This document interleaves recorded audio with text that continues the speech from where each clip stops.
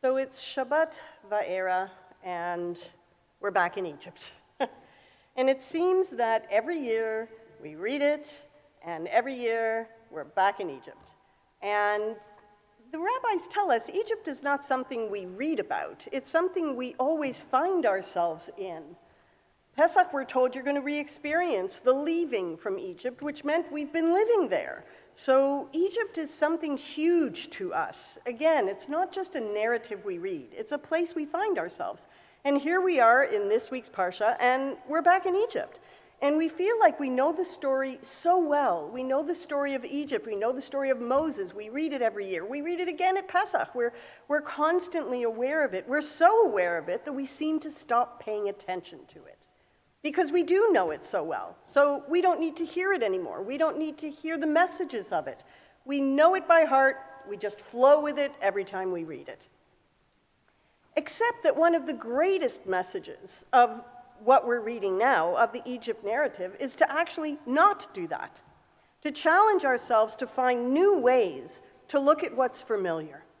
To not allow ourselves to sink into the familiar, but to raise ourselves out of it and challenge ourselves every time we find ourselves in Egypt to hear something new, to find something new. So the first one we're going to talk about is Moses, because Moses is the person in Tanakh we know the most about. We meet him before he's born, we meet his parents, we know about his birth, we know about his infancy, we know about his childhood, we know when he grows up, we know everything about him, we know how he finds his wife, we know about his mission, the burning bush, Egypt. We know more about him than we know about anyone else in Tanakh, or so we think. Because when we actually think about Moses, we imagine he's someone like our grandfather, or someone like our great-grandfather. He's always old. So no matter where he is in his life stage, in our minds, he's always going to be old. And he's always old, and he always seems benevolent. He always seems so open and kind. He's always seems so approachable. He always seems to have his hand in everything. He has a watchful eye on everything. He's just one of us, and there he is, and it's wonderful to have that figure as our leader. He's brilliant, he's spiritual, and we get the feeling that he gets us. So we could connect with this leader. Except, the truth is that the greatest leader, Moses, only succeeded because to the people of his time, to the Jews of his time, to the Israelites of his time, he was a foreigner. That's why it worked so well. That's why God chose him, was because he isn't the way we picture him. The reason the Israelites are going to obey him is because he has an accent.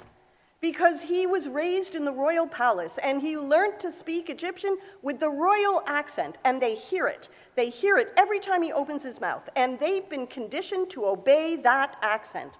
They're slaves. So when they hear the way he speaks as a foreigner, he speaks as an Egyptian, he speaks from the royal house. We're there. Now they're going to follow him.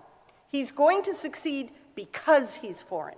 And I dare say that if the same message had gone to Aaron and Miriam, and they were commissioned by God to do exactly the same thing with Pharaoh, and do exactly the same thing to bring Israel out, we wouldn't have followed them, because they talk like we talk. So in fact, the thing that is making Moses so successful is that he isn't as we picture him today. He is in fact entirely foreign to the Israelites of his time. We would not be able to relate to him. We, as Jews of today, meeting Moses, would have an issue because Moses doesn't get along with people. We see it all through Torah. He has difficulty getting along with people. His best friend is God. The only one he sits face to face with is God. The only one he chit-chats with is God. He doesn't connect well with people. It actually beautifully portrays the royal family. It portrays what the royalty in Egypt would have looked like. They would not have connected with common people, and Moses has that same challenge. He doesn't connect with it. But we in the modern world want to connect with our leaders. We want to feel close to them. We want to have transparency. We want to know that they do get us and that we can speak to them. And there would be a disconnect if we were actually meeting Moses today. And that's why the sages in the Talmud tell every generation, you must follow the leaders and the rulings of your own time. Do not sit and create these wonderful past figures, because the truth is, you would not have connected with them. They wouldn't speak to you. The very same things that make Moses the perfect leader for his time make him the leader we would not connect with in our time. So he's not who we thought he was. And the next one we're going to look at is Pharaoh, because we think we get Pharaoh. Pharaoh is evil. Pharaoh is a tyrant. Pharaoh is wicked. Absolutely he is. Pharaoh, by the way, is also brilliant. The Torah gives this man his due. He's brilliant. When he issues a decree saying to the midwives, kill all the babies, kill all the baby boys, just kill all of them. And the midwives won't do it. Now he has a problem because the goal wasn't accomplished. But he knows better than to turn to his people and say, murder babies. As evil as they are, that would be a challenge to turn to people and say, murder babies. So he doesn't do that. He says, take the baby boys and throw them in the Nile, because the Nile is a god in Egypt. That's not murder, that's religious ritual. So he's not turning to his people and saying, murder babies, because he knows he'll have a problem. He's turning to his people and he's saying, a new religious rite, a new religious ritual, here's how you do it. And now he doesn't have a problem. He's brilliant.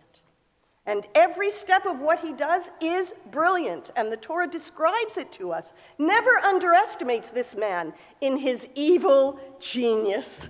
And then we're told, incredibly so, that we must reject everything about him.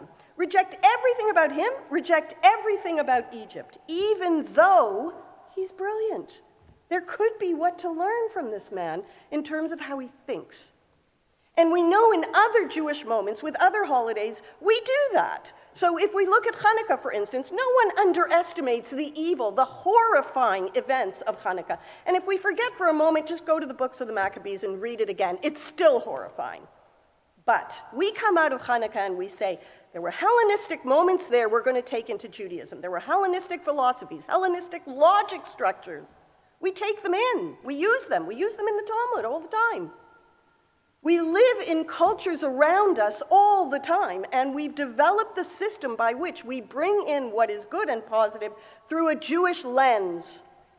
So we grow from it, and it becomes Jewish, but not with Pharaoh. Not with Pharaoh, not with Egypt. The door shuts tight. Why? So we look at it and we say, if it's because it's an evil culture, well, I've got other cultures where we didn't do that. The difference with Egypt is a death culture. That's unique. We're commanded in Torah to choose life. So what do we do with a death culture? We have to shut the door tight. We don't reject Egypt because it's a slave culture. The whole ancient world was slave cultures. We reject Egypt because it's a death culture. So every time we toast l'chaim, we reject Egypt. Every time we interpret Jewish law so that it actually makes our lives meaningful and focuses us on choosing life, it's a rejection of Egypt. Every time we treat people with dignity and we respect their autonomy so that they thrive in their lives, we reject Egypt.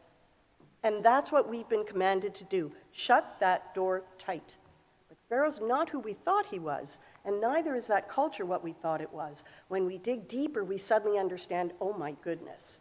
It isn't that it was evil, it's that it worshiped death.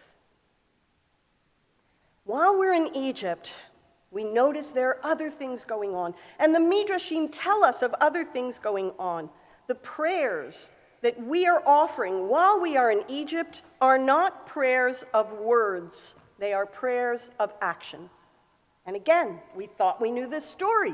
But then suddenly we understand through the Midrashim that we're looking at action people were taking. The women in the narrative are always affirming life, whether it's the midwives, whether it's Moses' mother, whether it's Miriam, Moses' sister. Every time we're going to find a woman, we're going to find someone who is life-affirming. And they're life-affirming in the things they do, not the things they say. And then the Midrash tells us, and that's their prayers.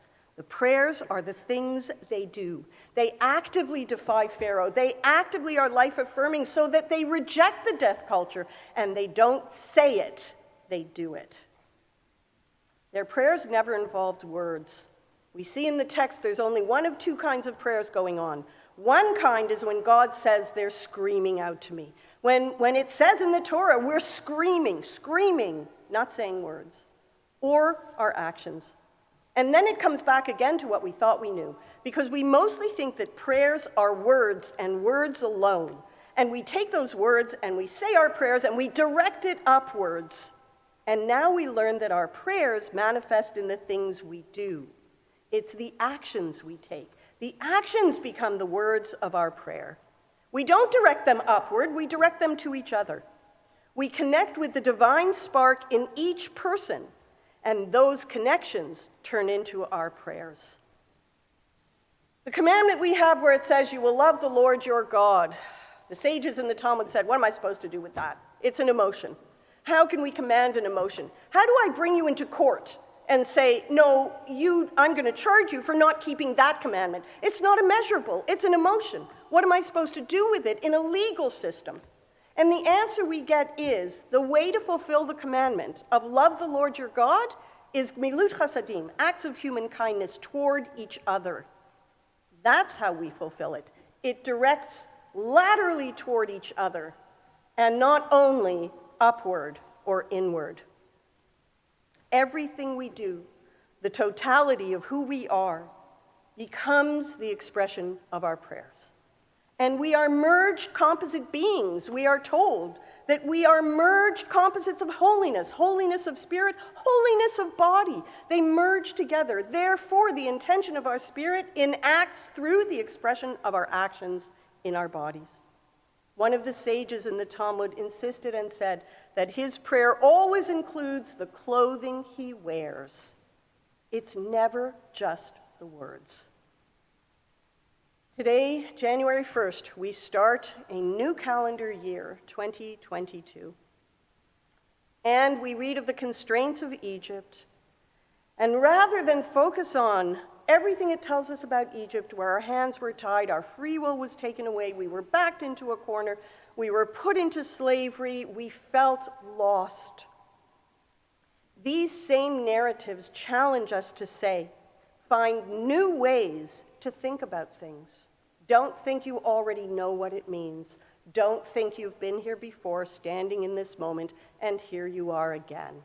Actually, challenge yourselves with these same narratives and these same texts to broaden our views and to bring our spirituality to everything we do, so that every action becomes our prayer.